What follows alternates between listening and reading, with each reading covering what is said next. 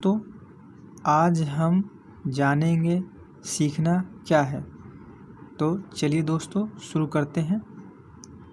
सीखना क्या है?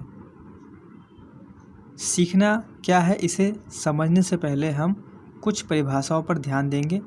जैसे कि पहला परिभाषा गेट्स व अन्य ने दिया है।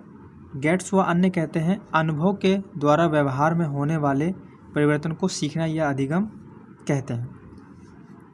गेट्स व अन्य के ने जो परिभाषा दी है, अगर उस पर हम ध्यान दें तो हमें ये पता चलेगा कि अगर कोई व्यक्ति किसी भी तरह का अच्छा हो या बुरा कुछ भी अनुभव अगर करता है और उस अनुभव से उसके व्यवहार में अगर कोई परिवर्तन आता है जो कुछ हद तक स्थायी होता है, तो उसे हम सीखना कहते हैं। फॉर एग्ज़ाम्पल, जैसे एक बच्चा अगर एक लाल मिर्च जो है उसे अगर वो खाता है और उसे बहुत ज़्यादा तीखा लगता है, तो वह एक अनुभव करता है कि लाल मिर्च क्या है, तीखी है, और इससे उसके व्यवहार में परिवर्तन आता है और वो हमेशा के लिए ये सीख जाता है कि लाल मिर्च हमेशा कड़वी रहती है। तो उसके जो व्यवहार में जो परिवर्तन है वो एक तरह का स्थायी होता है। तो इसलिए जो गेट्स व अन्य कहते हैं अनुभव के द्वारा व्यवहार में होने वाले परिवर्तन को सीखना या अधिगम कहते हैं। ये कुछ हम इस तरह से समझ सकते हैं। अगला एक और परिभाषा हम लेंगे जिसे किंग्सले एवं गेरी ने दिया है।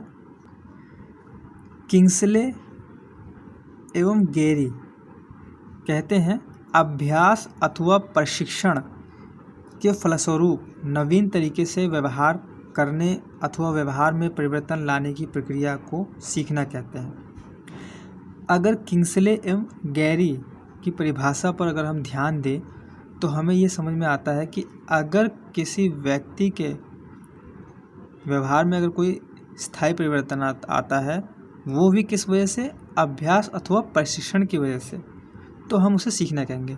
फॉर एग्ज़ाम्पल, अगर एक बच्चे को हम साइकिल चलाना सिखाना चाहते हैं तो हमें उसे प्रैक्टिस और ट्रेनिंग देनी पड़ेगी, यानी अभ्यास और प्रशिक्षण देना पड़ेगा, तब वो जाकर साइकिल चलाना सीख सकेगा। अगर हम उसे यूं ही साइकिल चलाना के लिए दे देंगे तो वह नहीं सीख पाएगा और चोट खा जाएगा। इसी प्रकार अगर किसी व्यक्ति को कंप्यूटर पर टाइपिंग सीखना है तो उसके लिए भी उसे ट्रेनिंग और प्रशिक्षण की आवश्यकता होगी। अगर हम उसे यूं ही कीबोर्ड दे देंगे तो वो नहीं सीख पाएगा टाइपिंग करना। इस तरीके से हम किंग्सले एवं गेरी की परिभाषा से ये निष्कर्ष निकालते हैं कि सीखना जो है वो प्रक्रिया है जिसमें अभ्यास और प्रशिक्षण के फलस्वरूप नवीन तरीके से व्यवहार करने का जो परिवर्तन आता है उसे सीखना कहते हैं। तो गेट्स व अन्य एवं किंग्सले एवं गेरी, इन दोनों के परिभाषाओं का जो निष्कर्ष निकल के सामने आता है कि अगर किसी के व्यवहार में कोई अनुभव के द्वारा परिवर्तन आए या अभ्यास अथवा प्रशिक्षण के माध्यम से उसके व्यवहार में कुछ परिवर्तन आए, और ये व्यवहार में जो परिवर्तन आया है ये थोड़ा स्थायी होने चाहिए, अस्थायी नहीं, तो उससे जो उसके व्यवहार में जो परिवर्तन आया है उसे हम सीखना कहेंगे। और सीखना एक प्रक्रिया है। ये कुछ हम मुख्य बातें गेट्स व अन्य और किंग्सले की परिभाषा से निकालते हैं। अब हम आगे इसके अर्थ पे चलेंगे। परिभाषा हमने देख ली, अब हम अर्थ पे चलेंगे। अर्थ है सीखना एक ऐसी प्रक्रिया है जिसमें अनुभव और प्रशिक्षण के फलस्वरूप किसी सीखने वाले के व्यवहार में अपेक्षाकृत स्थायी परिवर्तन लाए जा सकते हैं। सबसे पहले तो आप ये समझ लीजिए कि जो सीखना है यानी लर्निंग है, अधिगम जिसे बोलते हैं, वह एक प्रक्रिया है यानी प्रोसेस है।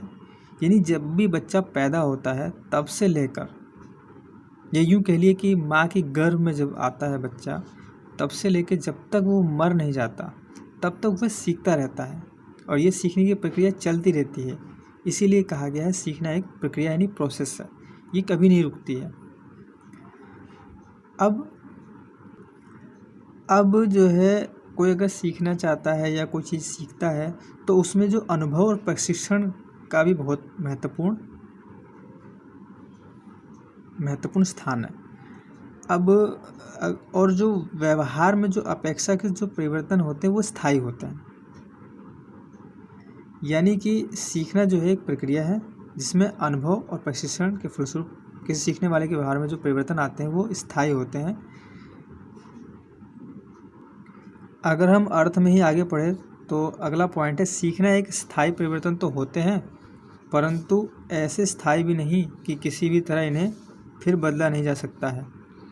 उदाहरण के लिए जो आदतें सीखने के द्वारा बन जाती हैं उन्हें फिर भुलाकर प्रयास द्वारा नई आदतें डाली जा सकती हैं। कहने का मतलब ये है कि जो सीखना होता है वो कुछ स्थायी परिवर्तन होते हैं जो हमारे अनुभव से या प्रशिक्षण के द्वारा या अभ्यास के द्वारा जो हमारे व्यवहार में जो परिवर्तन होते हैं कुछ हद तक स्थायी परिवर्तन होते हैं, उसी को हम सीखना कहते हैं। मगर ये इतना भी स्थायी नहीं होते हैं कि एक बार हमने जो सीख लिया वो सीख लिया, हम इसे जो है दोबारा से नई तरीके से सीख सकते हैं, पहली बात को भुला सकते हैं और नई चीज़ को सीख सकते हैं। उदाहरण के तौर पे हम ये ले सकते हैं कि अगर कोई बच्चा बचपन में क्रिकेट या और कोई चीज़ जो खेलता है वो एक तरीके से नहीं खेलता है, वो अपने मज़े के लिए खेलता है। परंतु अगर उसे आगे जाके हम ट्रेनिंग दे दें, उसको प्रैक्टिस करा दें और अच्छे से उसको एक्सपीरियंस करा के हम उसको एक अच्छे तौर तरीके से क्रिकेट खेलना या और दूसरे खेल करने को सिखा सकते हैं। यानी कि जब भी हम कुछ भी चीज़ सीखते हैं तो इससे हमारे व्यवहार में एक परिवर्तन आता है। ये परिवर्तन किसकी वजह से होता है? हमने जो अनुभव किया है उसकी वजह से, हमने कोई अभ्यास किया है या हमने प्रशिक्षण लिया है उसकी वजह से हम अपने व्यवहार में एक परिवर्तन पाते हैं, उसी को हम सीखना कहते हैं। ये एक तरह का स्थायी होता है, मगर ये इतना भी स्थायी नहीं होता कि एक बार जो हम सीख गए हैं उसे हम बदल नहीं सकते। हम चाहे तो उसे भुला के दोबारा हम नई तरीके से सीख सकते हैं। तो इस तरीके से पूरी तरीके से अगर हम इसको ले सीखने को यानी लर्निंग को, तो हम ये कह सकते हैं कि एक तो सबसे पहली बात, माँ के गर्भ में आने से लेकर जब तक हम दुनिया को छोड़ नहीं देते तब तक हम कुछ ना कुछ सीखते रहते हैं, चाहे अच्छी आदतें हों चाहे बुरी आदतें हों, सब कुछ सीखते रहते हैं। और इसीलिए इसे कहा जाता है प्रोसेस, प्रक्रिया कहा जाता है, क्योंकि ये चलता रहता है। और ये सीखना होता है ये एक तरह से व्यवहार में जो हमारे परिवर्तन आता है, ये व्यवहार में जो परिवर्तन हमारे अनुभव के द्वारा यानी एक्सपीरियंस के द्वारा भी आ सकते हैं। हमें कोई ट्रेनिंग दी जाए या हमें कोई अभ्यास करके प्रैक्टिस करके भी हम सीख सकते हैं। और ये हमारे जो व्यवहार में जो नवीन तरीके का एक नया जो परिवर्तन आता है, जो चेंज आते हैं, हम इसी को ही सीखना कहते हैं। और ये स्थायी होते हैं कुछ हद तक, मगर इतने भी स्थायी नहीं होते हैं कि जो है इसे हम बदल ही नहीं सकते कभी भी। हम इसे आने वाले समय में जो हमने सीखा है हम उसे भुला कर, उसे अगर वो गलत चीज़ सीखी है तो उसको हम हटा कर अपने दिमाग से, अपने व्यवहार से हम उसे नई तरीके से सीख सकते हैं और अपने व्यवहार में नया परिवर्तन ला सकते हैं। और इस तरीके से हम जो सीखी है उसे हम बदल सकते हैं। अब इसका जो है एजुकेशन में अगर लिया जाए तो वो इस तरीके से ले सकते हैं कि बच्चा जो है स्कूल में जो है बाद में आता है, पहले अपने घर में रहता है, पड़ोस में रहता है, रिश्तेदारियों में रहता है, तो वहाँ से जो चीज़ें वो सीखता है वो जैसा सीखा हुआ है, अगर वो अच्छा सीखा हुआ है तो बहुत अच्छी बात है। और अगर उसमें कुछ गड़बड़ी है, कुछ खराबी है या कोई ऐसी चीज़ सीख जाता है जो वो ठीक नहीं है, तो उसे स्कूल में अध्यापकों के द्वारा, स्कूल के माहौल के द्वारा उसके व्यवहार में परिवर्तन लाया जा सकता है और उसे अच्छी आदतें सिखाई जा सकती हैं। एक सिस्टमेटिक तरीके से उसको वो चीज़ें दी जा सकती हैं जो समाज के लिए हितकर है। तो अगर दोस्तों मेरा यह वीडियो आपको पसंद आया हो तो इसे ज़रूर लाइक करें, दोस्तों के साथ शेयर करें और मेरे यूट्यूब चैनल जिसका नाम है all type knowledge by SK को ज़रूर सब्सक्राइब कर लें। सब्सक्राइब करने के कोई चार्ज नहीं लगते हैं, फ्री होते हैं। और बेल आइकन पर भी क्लिक कर दें, इससे जब भी मैं वीडियो डालूँगा तो आपको नोटिफिकेशन मिल जाएगी और आप मेरा वीडियो को पहले देख सकेंगे। आपने मेरा ये पूरा वीडियो देखा, इसके लिए आपका बहुत बहुत धन्यवाद।